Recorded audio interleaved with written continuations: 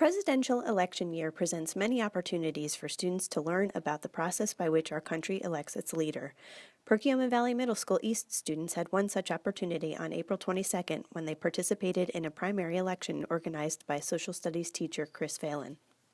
What we've been learning so far is just mainly about the Democratic and Republican voting for our whole entire country.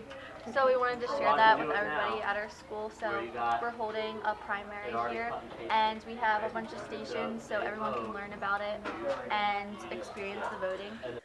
All students had to register in advance to vote, so their first stop on their way into the library was to visit a registration table. From there, they were directed to various other stations where they learned from their peers about primaries, delegate selection, and more. Primaries, along with caucuses, are the mechanisms political parties use to select their candidate for the President of the United States. Similar to the general election, primary voters cast secret ballots for the candidate of their choosing. Results are used to determine who the delegates from their state will vote for at the party's national convention. Number 2, who are delegates? She will explain. Good job. All right, so delegates are people from each state chosen by the party and/or candidates that represent the voters of each state at the party's convention. These delegates are the people that officially vote for the candidate to become the party's nominee for president. You may be asking, wait, when I vote for my state's primary, what am I voting for? Your vote is telling the delegates who you want them to vote for at the party's convention. I'm so confused. Well, here's an example. I'll say it. Pennsylvania sends 189 delegates to the Democratic National Convention. These 189 people must cast votes that mirror how the Democrats in their state voted in Pennsylvania's Democratic primary. So, if Hillary Clinton receives 55% of the vote in PA's Democratic primary, and Bernie Sanders receives 45%, 104 delegates will vote for Clinton, and 85 delegates will vote for Sanders at the Democratic convention. Okay, but do the Republicans do it the same way? Kinda, sorta. In some states, Republicans do it the same way, but in others, it is a winner-take-all primary. PA is a winner-take-all state for Republicans. Students also had the opportunity to vote, both electronically and by casting actual paper ballots, and they took part in exit polls. These students had some predictions about who was going to win the primary based on their research. It's predicted that Clinton will win 90. Wait. She'll win 90. She has a 92% chance of winning the primary, and Sanders has an 8% chance.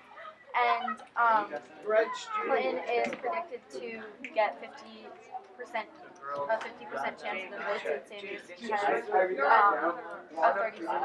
chance. And for the Republicans, Trump has an 89% chance of winning, and Cruz has 6% chance, and Kasich only has 4%.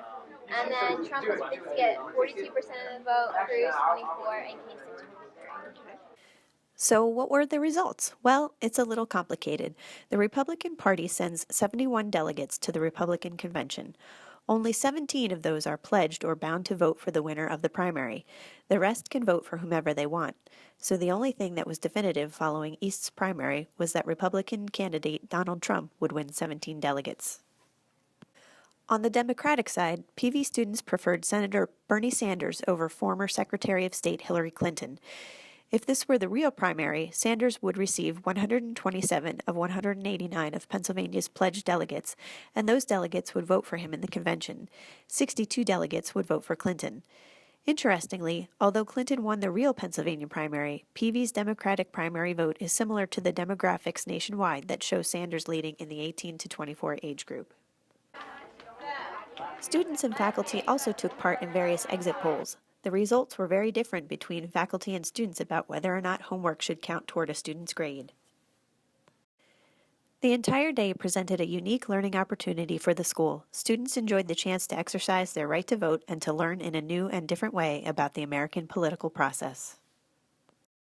Especially the setup, how there's difference on computers, and then there's a ballot box. I definitely think that it's going to be different for the students thinking, wow, this is how adults these days vote. I like this experience better. If we're just listening to it by a teacher, it's not as fun, but this experience I think is really fun. The setup and how we're helping other students learn about it. It makes a difference.